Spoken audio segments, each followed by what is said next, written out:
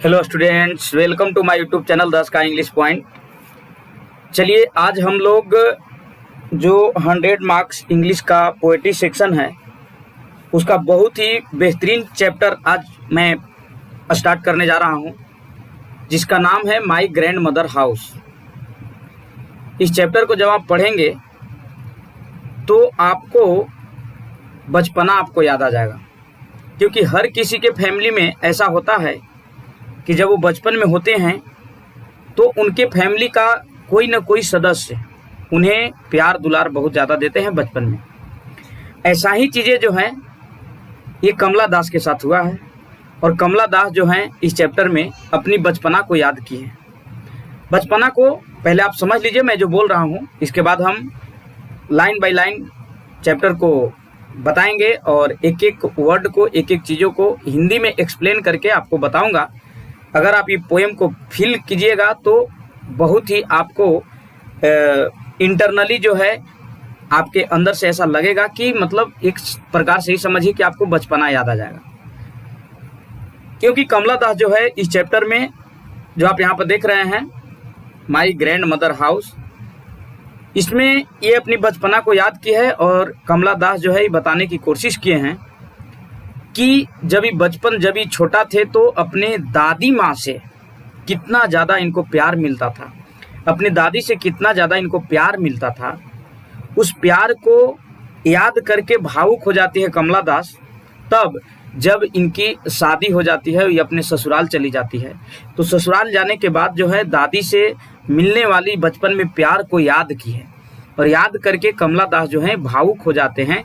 इस चैप्टर के माध्यम से, इस पोएम के माध्यम से कमला दास बताने की कोशिश किए हैं कि किस तरह से दादी माँ जो है इन्हें प्यार किया करती थी, कितना प्यार दुलार इन्हें दिया करती थी। जब इन्हें शादी हो जाता है तो शादी होने के बाद जब ससुराल चली जाती है तो वहाँ जाने के बाद जितना प्यार दुलार इनको बचपन में दादी देती थी उतना प्यार दुलार ससुराल में इन्हें नहीं मिलता है।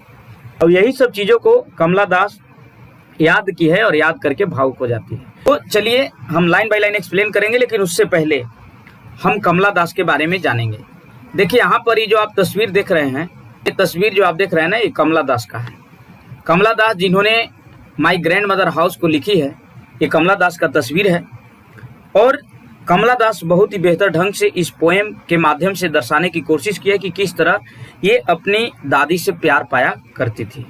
ठीक है, तो चलिए हम स्टार्ट करते हैं। सबसे पहले कमला दास के बारे में हम जानेंगे कि कमला दास का जन्म मृत्यु कब हुआ, कमला दास से रिलेटेड जो भी इंपॉर्टेंट बातें हैं जो आपको फाइनल एग्जाम में पूछे जाएंगे उस पर हम विचार करेंगे। और आप लोग ध्यान से देखिए यहाँ पर लिखा हुआ है पोएट्स नेम, मतलब ये जो माय ग्रैंड मदर हाउस है इसको जो लिखे हैं उनका नाम है कमला दास। ठीक है, कमला दास माय ग्रैंड मदर हाउस को लिखी है। ऐसे ये कहा जाए तो ये चैप्टर जो है इनका ऑटोबायोग्राफिकल पोएम भी आप कह सकते हैं, क्योंकि अपनी बचपना को दर्शाई है, खुद से लिख करके बताई है। तो पोएट का नेम हो गया कमला दास। बॉर्न इन, इनका जन्म हुआ था 31 मार्च 1934 ईस्वी को। जन्म हुआ था 31 मार्च 1934 को। आप याद रखें, फाइनल एग्जाम में यहाँ से क्वेश्चन पूछे जाते हैं। इसके बाद डाइड इन, इनका मृत्यु हुआ 31 मई 2009 को, मतलब इनका मृत्यु 2009 में ही हुआ है।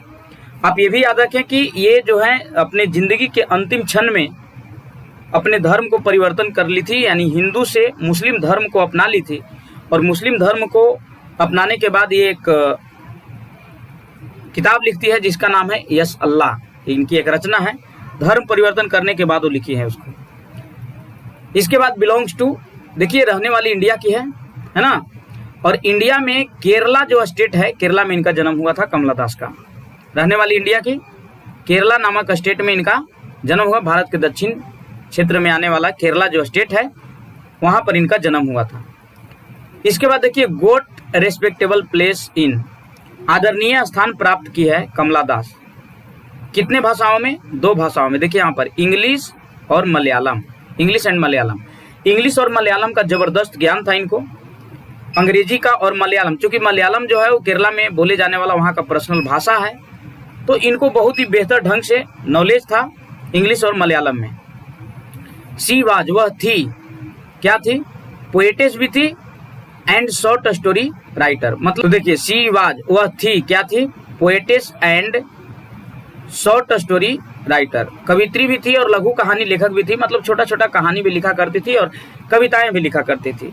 इनको 2 भाषाओं का ज्ञान था, इंग्लिश और मलयालम, और इन दोनों भाषाओं में पोएम को लिख करके आदरणीय स्थान प्राप्त कर ली है कमला दास। इसके बाद शॉर्ट लिस्टेड, इन्हें सूची में नाम आया था, सूची में इनका नामकरण हुआ था, क्या चीज़ के लिए, नोबेल प्राइज के लिए फॉर लिटरेचर। साहित्य के क्षेत्र में इनको लिस्ट में नाम आया था नोबेल प्राइज के लिए। सन 1984 ईस्वी में इनको नोबेल प्राइज के लिए शॉर्ट लिस्टेड किया गया था, मतलब सूची में इनका नाम संकलित किया गया था 1984 ईस्वी में। तो जो भी चीज़ें हैं इंपॉर्टेंट है, फाइनल एग्जाम में यहाँ से क्वेश्चंस रहते हैं, इसलिए आप इसे याद कर लें बेहतर ढंग से। ठीक है, अब हम आगे बढ़ते हैं। इनकी महत्वपूर्ण रचनाओं पर भी हम ध्यान देते हैं, क्योंकि इम्पोर्टेंट चीज़ है और जानना हमें जरूरी है।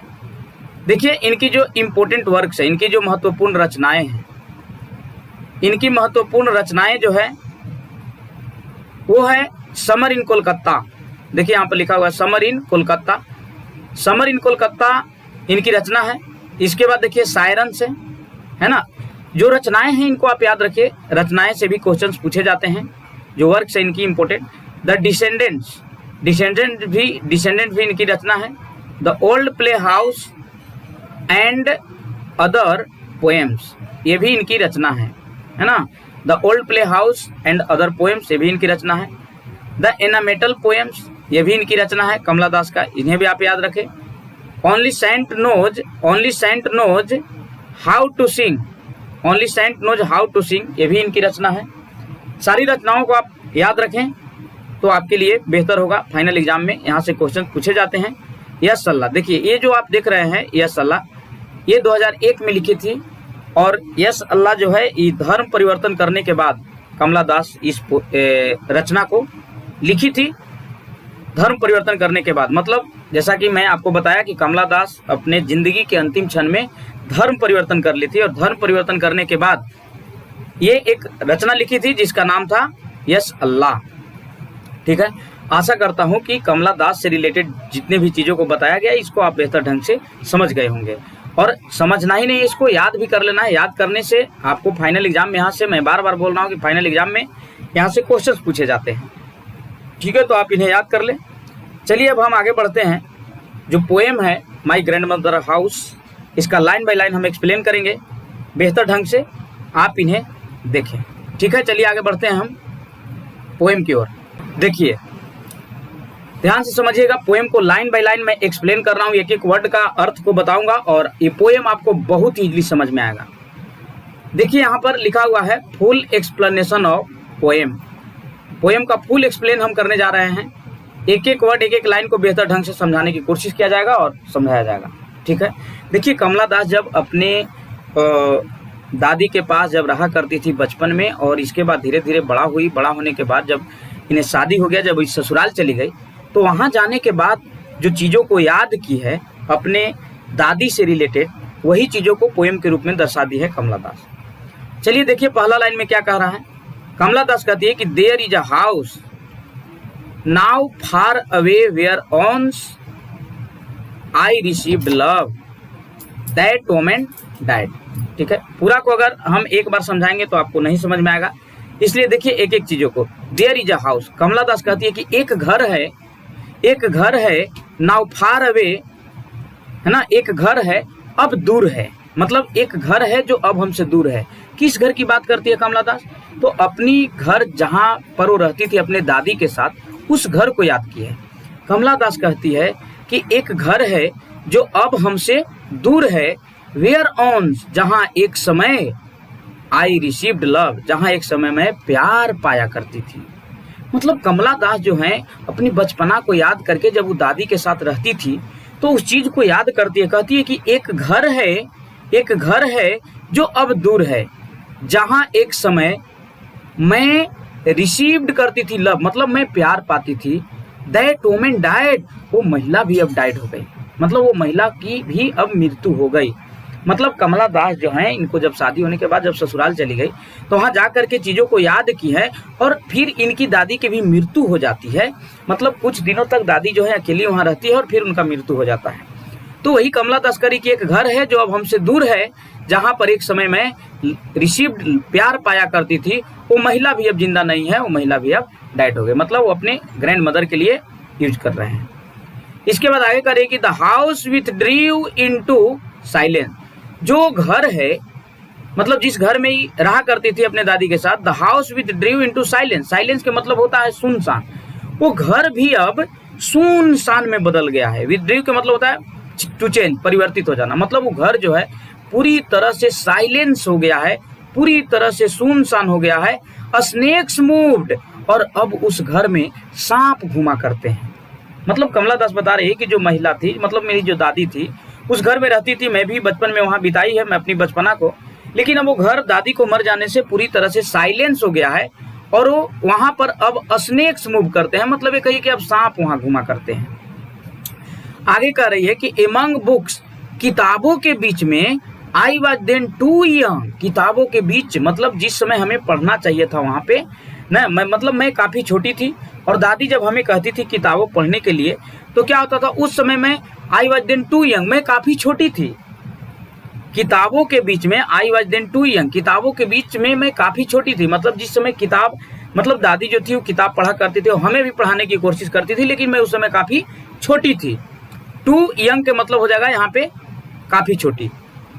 टू रीड मतलब पढ़ने के लिए, पढ़ने के लिए मतलब जब इन्हें सोचते थे पढ़ने के लिए तो ये पढ़ नहीं पाते थे क्योंकि ये बचपना था, काफ़ी छोटी थी उस समय।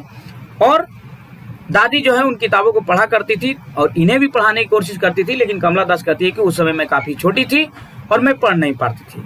And my blood turned cold like the moon, और मेरा जो ब्लड है, मेरा जो ब्लड होता था, मेरा जो रक्त होता था, वो टर्न हो जाता था। टर्न के मतलब होता है परिवर्तित हो जाना, मुड़ जाना।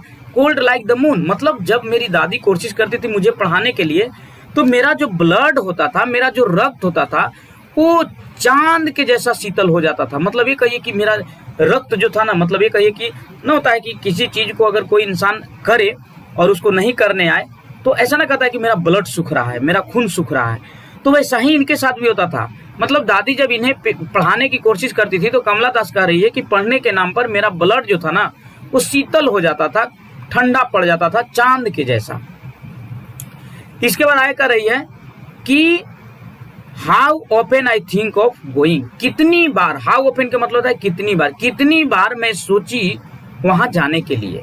मतलब अपने ससुराल से ही कह रही है कि कितनी बार मैंने सोची कि वहां थोड़ा जाते। कहाँ? दादी के घर में जहाँ पर ही बचपन में प्यार पाया करती थी। वो कहती है कि मैंने कितनी बार सोची कि मैं थोड़ा वहां जाऊं, देयर, वहां जाऊं। टू पियर, पियर के मतलब होता है झांकना, वहां जा करके थोड़ा सा झांकती, क्योंकि घर में तो मैं नहीं जा सकती हूँ, घर पूरी तरह से सुनसान हो गया है और उस घर में सांप घुमा करते हैं। तो कम से कम मैं वहां जा करके खिड़कियों से झांकती, थ्रू द ब्लाइंड आईज, अपनी अंधी आंखों से, ऑफ विंडोज मतलब वो जो खिड़कियां होती थी, वो खिड़कियों के माध्यम से मैं अंदर झांकती अपनी ब्लाइंड आइज से। ब्लाइंड, देखिए यहाँ पर जो कवित्री यूज की है ब्लाइंड आइज, क्या कवित्री अंधी थी? मतलब ये कमला दास अंधी थे? नहीं, ये ब्लाइंड आइज यूज किए हैं कि अपनी अंधी आंखों से उस घर के अंदर में झांकती। मैं क्या करती? पियर करती, मतलब झांकती। तो ब्लाइंड आइज यहाँ पर यूज इसलिए किया है कि मतलब मैं कितना भी देखती रह जाती ना उस घर के अंदर तो मैं ब्लाइंड ही रहती, मैं अंधी ही रहती। क्यों? क्योंकि दादी तो उस घर में हमें दिखाई नहीं देती।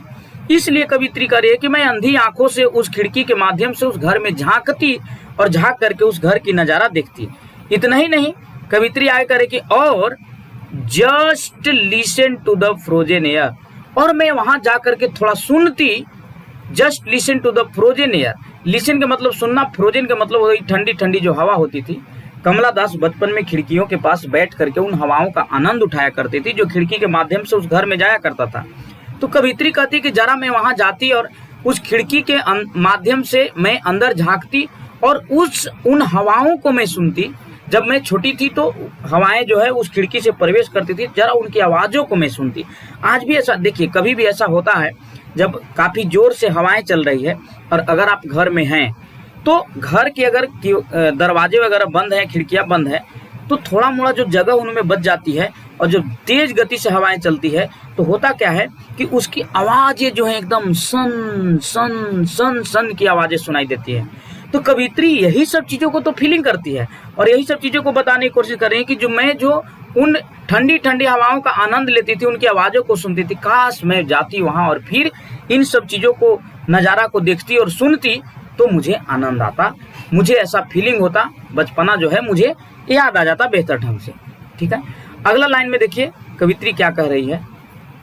देखिए अगला लाइन में कह रहे हैं और in wild despair pick an armful of darkness to bring it there to lie. देखिए कवित्री यहाँ पर कह रही है darkness to bring it there to lie. कवित्री कह रही है कि काश ऐसा होता कि पिक करने लायक होता, मतलब वहां उस घर की जो चीजें हैं वो पिक करने लायक होता। पिक का मतलब उठाना।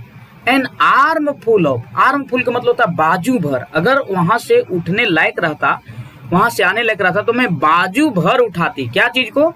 उस घर की डार्कनेस को, उस घर की अंधेरापन को। देखिए कवित्री कैसा फीलिंग कर रही है।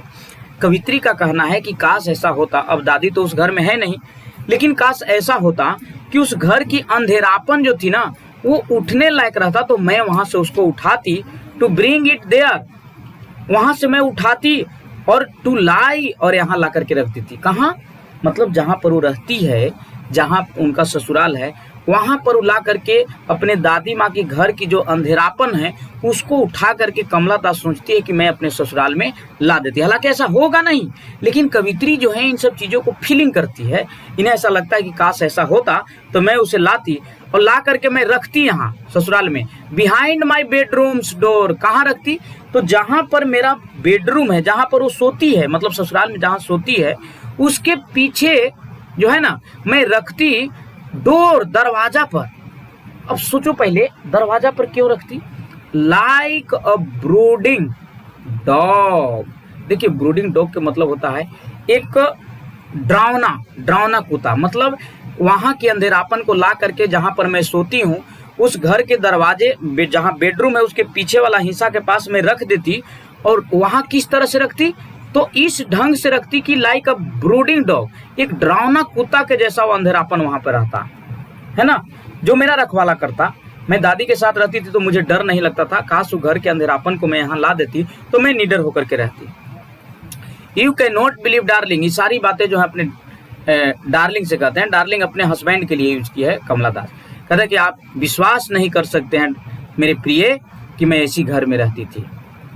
Can you that I lived in such a house and was proud। आप विश्वास नहीं कीजिएगा मेरे प्रिय कि मैं ऐसी घर में रहती थी, मैं इस प्रकार के घर में रहती थी जहां पर मुझे बहुत ज्यादा प्यार मिला करता था, प्यार दुलार मिला करता था। विश्वास नहीं कीजिएगा मेरे प्रिय, और मुझे गर्व होता था जब मैं दादी के साथ रहती थी। प्राउड का मतलब होता है गर्व। एंड लव्ड, और मुझे प्यार मिलता था, मैं प्यार पाती थी। I who have lost my way and beg now at a stranger's door। मेरा जिंदगी में मैं अपनी जो पुरानी रास्ते थी उसको मैंने क्या किया? लॉस्ट कर दिया। लॉस्ट कर दिया मतलब खो दिया। मतलब जो बचपना का जो चीजें थी, जितना प्यार पाया करती थी, उस रास्ता को मैं खो दिया हूँ। मेरा जिंदगी में एक बहुत बड़ा परिवर्तन हो गया है। माई वे, मैं अपनी रास्ता को खो दिया हूँ। एंड बेग नाउ, और अब मुझे भीख मांगना पड़ रहा है। एट स्ट्रेंजर्स डोर, स्ट्रेंजर का मतलब यहाँ पे अजनबी होता है, और अजनबी दरवाजों पर जो है ना वैसा प्यार प्राप्त करने के लिए, जैसा मेरी दादी देती थी मुझे प्यार, वैसा प्यार प्राप्त करने के लिए मुझे दर दर भटकना पड़ रहा है। ऐसा लग रहा है कि मैं अजनबी दरवाजे पर आ गया हूँ। टू रिसीव लव, प्यार पाने के लिए, मतलब जिस तरह से हमें दादी प्यार दिया करती थी वैसा प्यार प्राप्त करने के लिए ऐसा मुझे लग रहा है कि मुझे बेग करना पड़ रहा है, मतलब भीख मांगना पड़ रहा है। स्ट्रेंजर्स डोर पर हमें फीलिंग ऐसा होता है कि मैं किसी अजनबी दरवाजे पर आ गया हूँ और मुझे उतना प्यार नहीं मिल पा रहा है। At least in a small change, हमारा जिंदगी में एक छोटा परिवर्तन तो हुआ है, मतलब हमारा जीवन में एक ऐसा परिवर्तन हुआ है जो वो फिर वापस आ नहीं सकता है, ऐसा मुझे फीलिंग होता है। मतलब इस पोएम के माध्यम से कवित्री जो है दर्शाने की कोशिश की है कि किस तरह से बचपना में जो है बचपन में अपनी दादी से वो प्यार पाया करती थी। ठीक है, आशा करता हूँ ये वीडियो आपको समझ में आया होगा, पसंद आया होगा। तो भाई थोड़ा लाइक कर दीजिए लाइक करने से हौसला जो है वो बुलंद होता है। और अपने दोस्तों को जरूर शेयर कीजिए ताकि वो भी इस चैनल के माध्यम से 12th की तैयारी कर सके बेहतर ढंग से। और सब्सक्राइब कर लीजिए चैनल को और कमेंट करके जरूर बताइए कि वीडियो आपको कैसा लगा। ठीक है, तो थैंक्स स्टूडेंट्स, मिलते हैं नेक्स्ट वीडियो में। तब तक के लिए सभी को धन्यवाद।